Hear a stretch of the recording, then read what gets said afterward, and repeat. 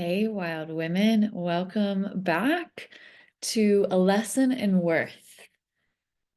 So, we are on day 4 of the Feminine Untamed Virtual Summit, and I'm so excited to, yeah, let you in on an experience that I had in India and what a beggar in India taught me about wealth. So, can you imagine what a woman with her hand out, homeless, that lived on a highway, sitting behind a guardrail, could have taught me about worthiness and wealth and receptivity, and what a family in Guatemala whose home I built from cinder block and cement taught me about being worthy. You see, lessons in worth are all around us. Lessons in wealth are all around us. And you might think that I was the one in the position to give as a Westerner visiting these really impoverished places. But really, what these experiences in these individuals who might be financially in lack around, but so wealthy in so many other ways, was providing me a mirror into my own access to wealth, innate wealth, worth, and receptivity. So you'll walk away from this transmission with a whole new understanding of wealth, worthiness, and how to rewire relationship to receiving. There's no spreadsheets, there's no budget apps required. Okay, so buckle in, get ready. And let me know, have you felt scarcity before? I think we've all been in that place, especially being part of Western society, modern society. We say that our bank accounts need to have a certain number on them. We need to have a certain number of accolades. And maybe that's scarcity. Maybe it's bubbling anxiety after paying for a dinner with a friend you love who you took out to a birthday dinner, and you're sitting there ruminating on your credit card balance all night long, even though you make 6 figures and you have a solid, secure income and job. And it just eats away at you. You know your money fears, they don't make sense. You know your wealth is real on paper, but still you feel shame that you're here to begin with. So I've been there too. In fall 2024, I left the United States to travel the world with only a few $1,000s in projected income to my name. I had spent years in scarcity. Even when I was earning well, even when I had the house, even when I had the car, even when I had 6 figures coming in, trying to pinch pennies, gripping so tightly to any degree or sense of control. But what I didn't expect is that, again, the lessons in greatest wealth and receptivity would come from the people and the places of the greatest misfortune. From that woman on the side of the road in India with nothing in her hand. It's November 3rd, 2024. Imagine I just left morning satsang. We are in Rishikesh, India, surrounded by the beautiful mountains there, sitting, standing, staying on the Ganga, the sacred Ganga River, in desperate need of grounding, in desperate need of rewiring and repatterning of my energetic body. After that morning satsang, I felt something. I felt triggered. I felt ashamed. I felt sensitive. I felt remorse. And so I let my teacher know, I let the other participants of the pilgrimage know that I was going to take some time to myself. Instead of getting on the transportation that they had provided to the next hotel, I decided to take a solo walk and come back to my center, to our next hotel. And so I reflected during this time, sitting in prayer by the Holy Ganga, on a conversation that I had a week before with a man that I had traveled Sri Lanka with. This guy, he was amazing. I just met him along the way. And gosh, talk about cosmic connection. And he was so generous and he gave so much, but it was deeply rooted in the belief that you had to earn wealth, that you had to work for compensation. It was a very transactional perspective. There were no handouts. And when we were having this conversation, him and I, he had just paid a homeless man 3 times what that coconut was worth to receive a coconut. This was the transaction. He said, here's 1,000 rupees, keep the change, right? When the guy was charging 300. And then we continued to walk on and we came upon another man with his hand out, not offering anything in exchange, just his bare hand. And my friend said, I'm not willing. In conversation that he and I had thereafter, he says, I'm not willing to support that mentality. I'm not willing to support handouts. You have to earn it. You have to work for it. Right. And so this was coming from a man who lives in a very wealthy society, Germany. It's German. And they too come from a quite patriarchal environment. And he believes in transactions, giving something in order to receive. And so I was reflecting on this by the Holy Ganga. And while a part of me could understand his logic, something deeper in my feminine body says, that's not the whole truth. There's more here. And so up the Ganga I went, around the windy roads with my head down, passing beggars on the roadside. I awkwardly avoided contact because I felt so uncomfortable in myself until I couldn't anymore. And this one woman's presence stopped me in my tracks. Her stove balanced on a rickety slab of wood, her children curled up, playing, talking, snuggling behind her on a woven cot. Her hand out, open, not demanding, just ready to receive. At first, I walked past, again with my head down. And then something clicked. I turned around and I walked back toward her, reached in my fanny pack, and placed a few rupees into her palm. She nodded silently, acknowledging the moment. And just like that, my body softened, scarcity dissolved. So this moment taught me about the law of compensation. That when we give and what we give freely returns to us tenfold. The law of compensation is a universal law. The energy that you give is the energy that you receive. And even if you have nothing of real, what you perceive value, you still have something to give, even if it's just a smile. Okay. And then there's a law of receptivity, that worthiness isn't earned, it's owned.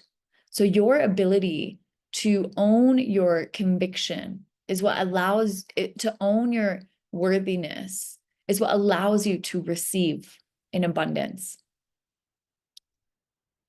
Okay. So circling back to that law of compensation too, when you show up for a friend's birthday, even if you can't buy them the fancy dinner, if you just show up with a beautiful handwritten note expressing your love and gratitude for them. If you're invited into somebody's home for a party, a drop-in, a get-together, a moment of connection, even if you can't buy a beautiful fancy bottle of wine, if you just on the stroll that you take earlier that morning, pick a flower that speaks to you and deliver it to them with love and explanation and why this flower reminded you of them, right? These are moments of great wealth. And so when you allow yourself to give fully, authentically, you receive. Okay. So maybe you think that you need to fix your money blocks in order to receive. I know I definitely had that. Especially being a woman who's experienced sexual trauma, I thought that my ability to receive wealth was tied up in my ability to receive the masculine. And what I was blocking myself was from allowing myself to receive, period. I didn't need to heal anything in order to receive. I got to just decide. And my trauma and my wounding that I had been holding on to from sexual misconduct with the masculine is actually not causational of my ability to receive. So let this be an opportunity to start to unravel the associations that you have with money and any old subconscious beliefs that you might be holding on to. I need to fix this in order to have that. Okay? Worthiness is not the result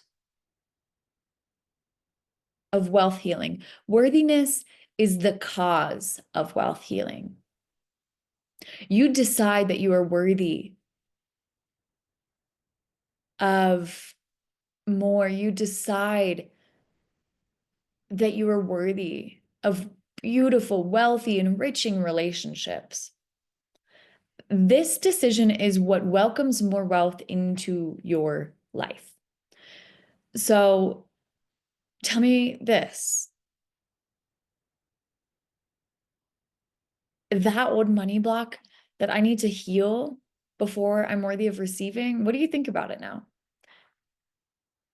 You don't need to heal your money story before claiming your worth. You heal your money stories by claiming your worth, by owning your contribution. The woman with her hand out didn't need to prove anything to let me know that she was worthy of receiving. She just knew. She just knew that she got to receive just because she wanted to. She knew that she got to receive just because, period. I am. Just because she is. That, my dear, is true feminine power.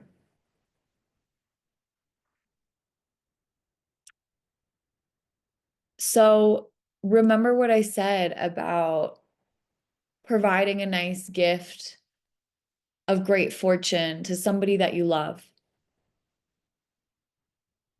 That old belief that only expensive things are valuable could not be the furthest thing from the truth.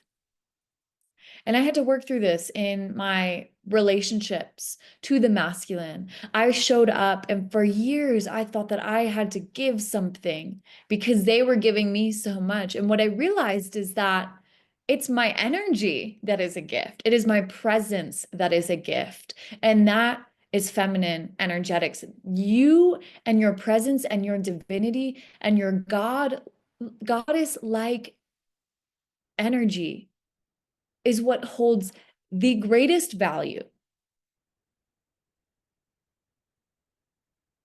The most cherished gifts are often the most heartfelt ones.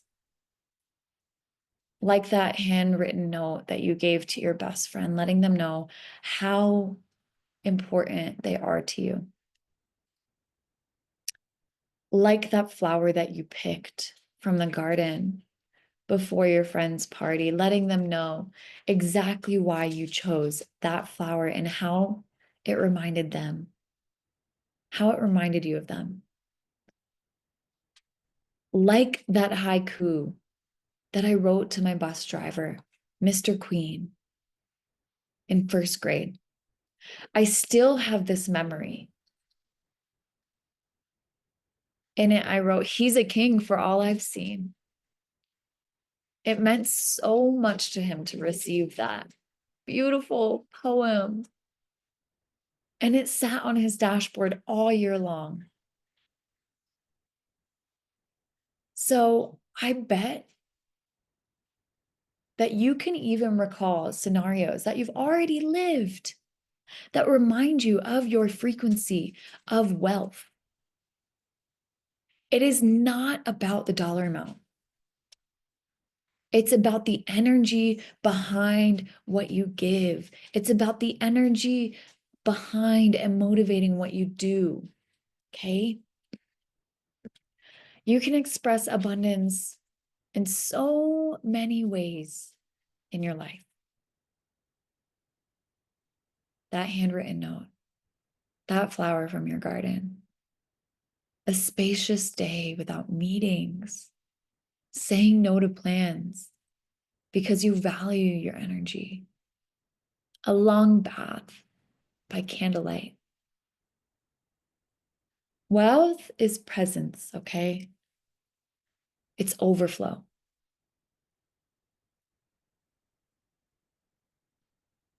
And so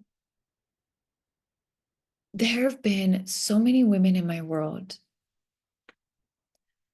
who have come in ready to reclaim their worth beyond numbers, ready to increase the value of relationships that they have in their life, ready to shift the paradigm of success.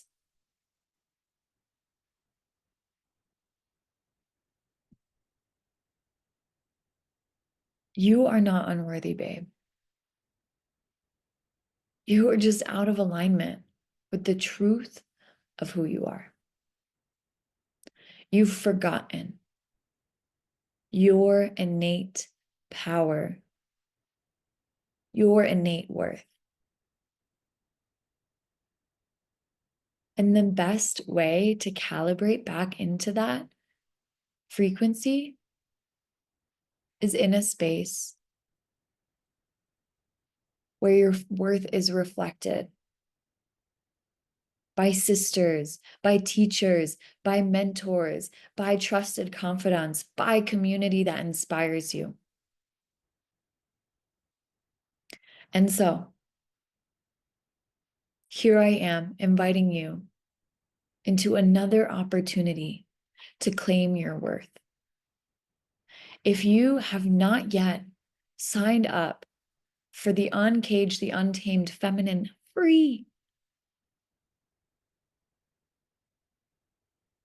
space, free offering with me, what are you waiting for?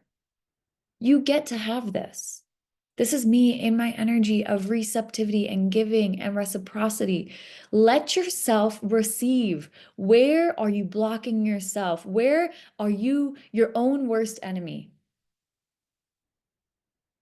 Which is what would take you into the next VIP upgrade, $86 for nearly $2,500 worth of value. And a 90-minute session with me. What's your medicine strategy session? So that belief that you're unworthy, that you're incapable,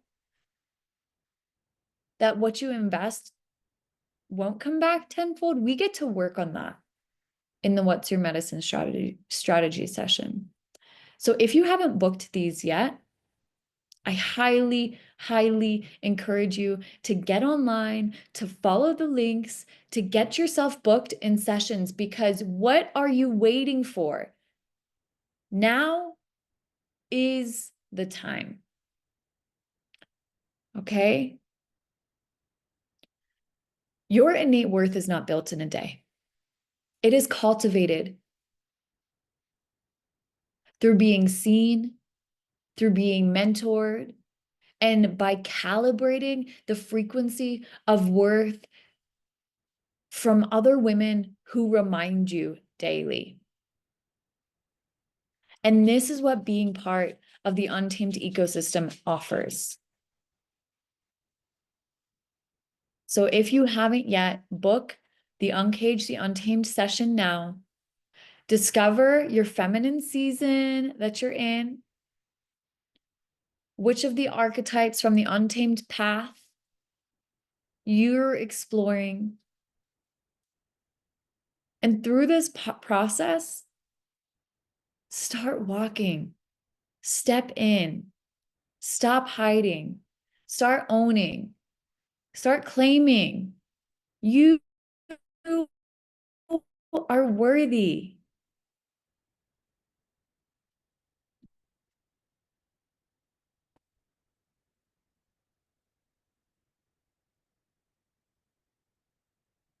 It's as simple as clicking a button.